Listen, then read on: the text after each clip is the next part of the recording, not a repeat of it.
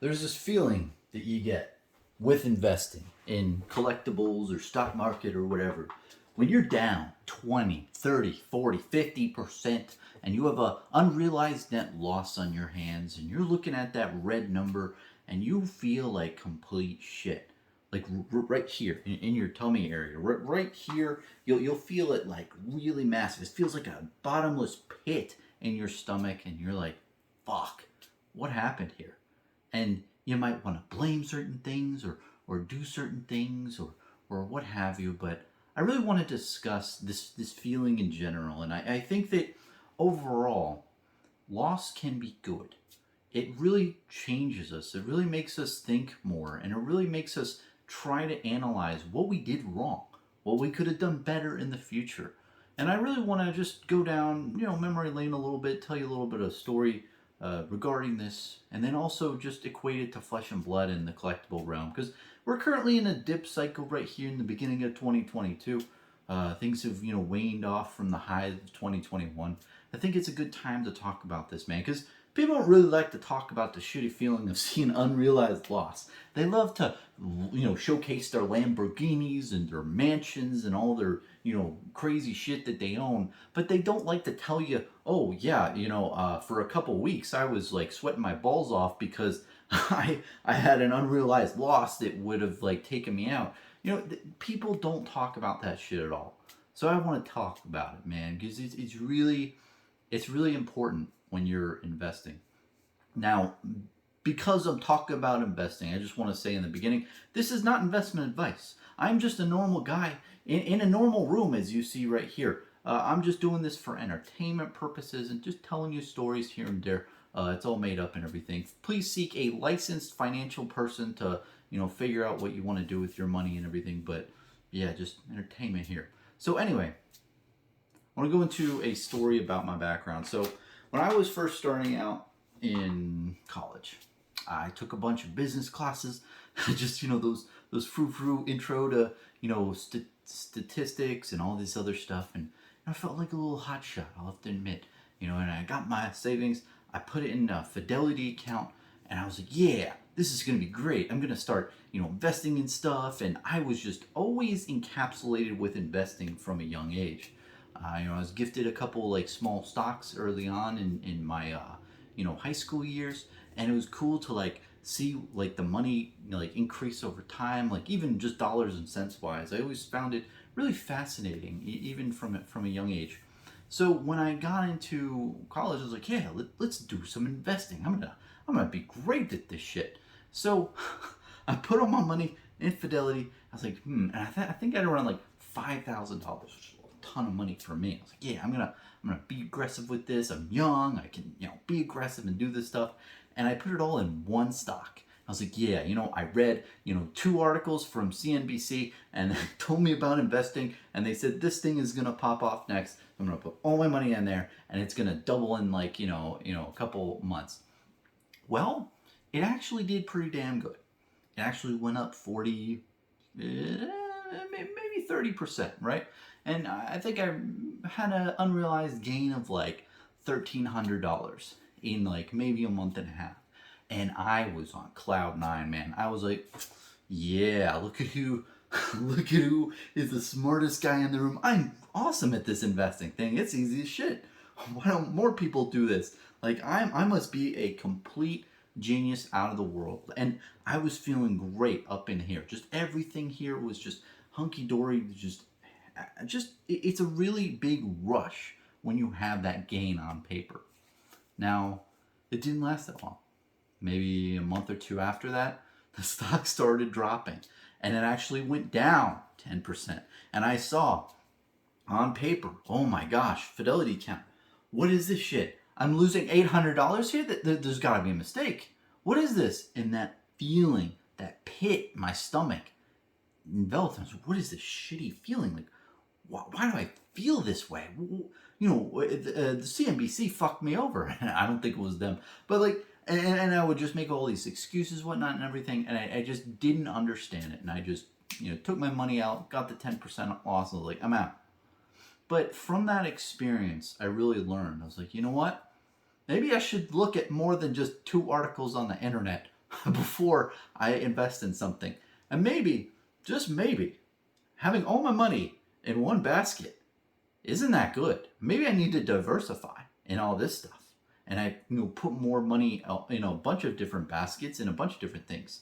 Oh, what's this dividend thing? Apparently you can make a certain percentage every year based on the dividend. Oh, let me start putting things in that buckets as well.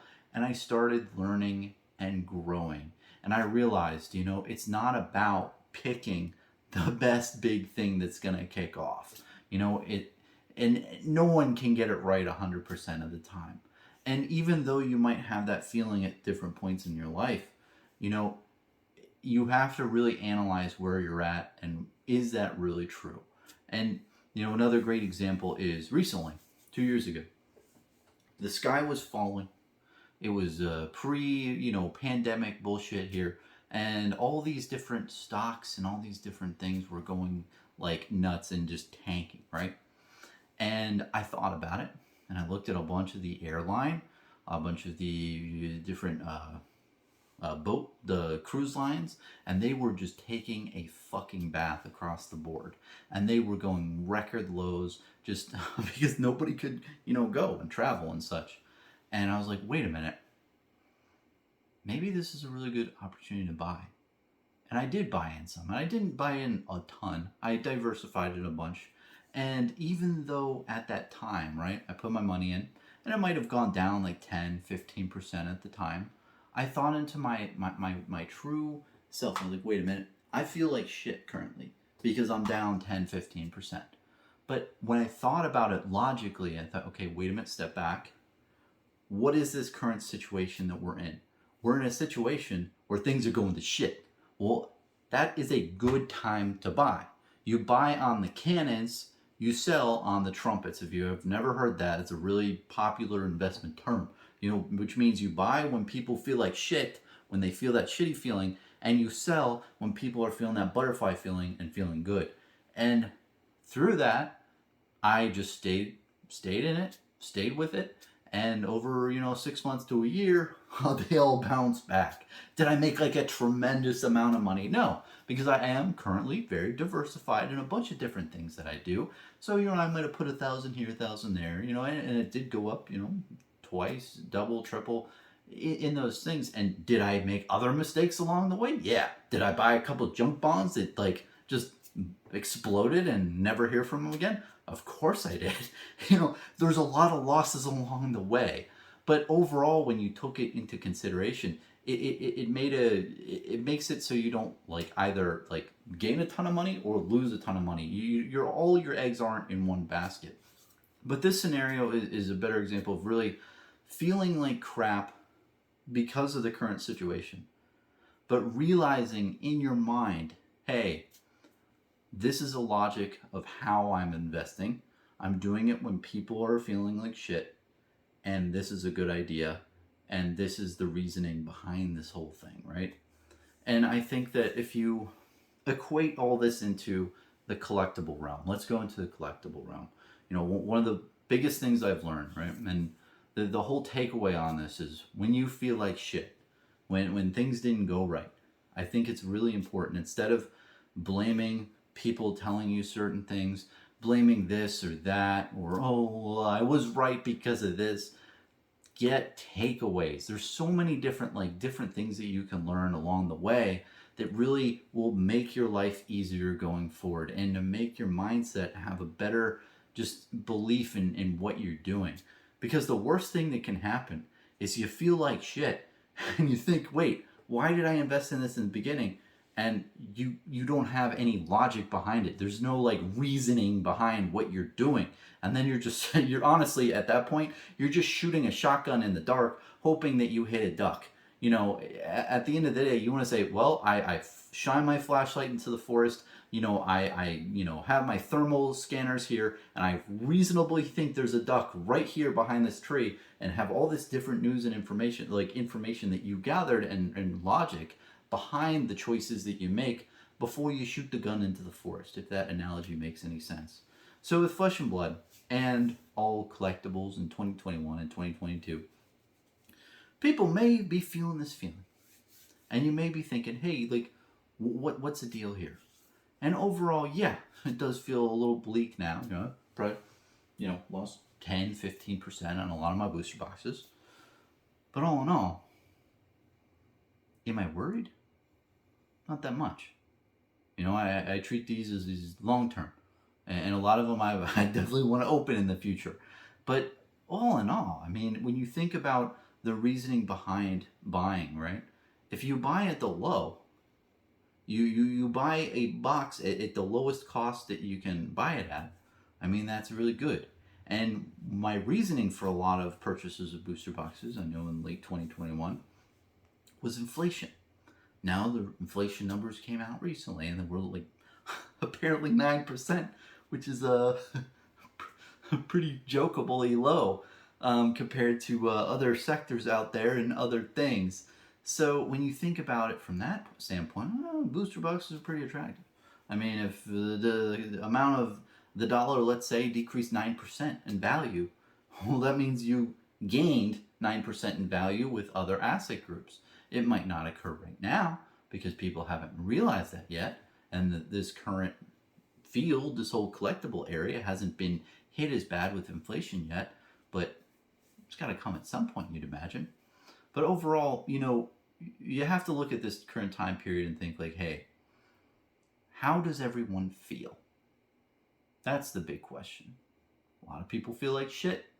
A lot of people feel negative towards investing and collecting. Isn't that interesting, right? Sounds a lot like buy on the cannons, right? And I'm not a financial advisor at all, but when you say that's the case, and when you see a fancy doodle bar graph bullshit like the plot and whiskers, diagram, I don't care what diagram you're looking at. All I know is when you see the pinpoint here and the pinpoint here, everybody and their mother saying, oh, you should have invested when it was low. Well, when it was low, everyone felt like crap. Everyone had that pit in their stomach.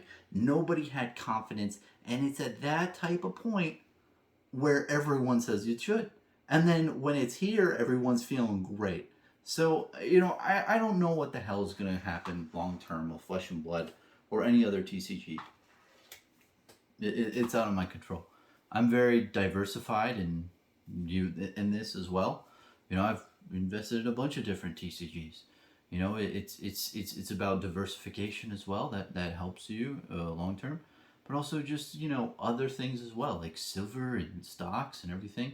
It's definitely something that you do responsibly, and you learn from, and there's logic for. It really blows my mind, like the amount of depth there is to this type of. I don't want to call it a hobby. I don't know what investing is. Is it really a activity?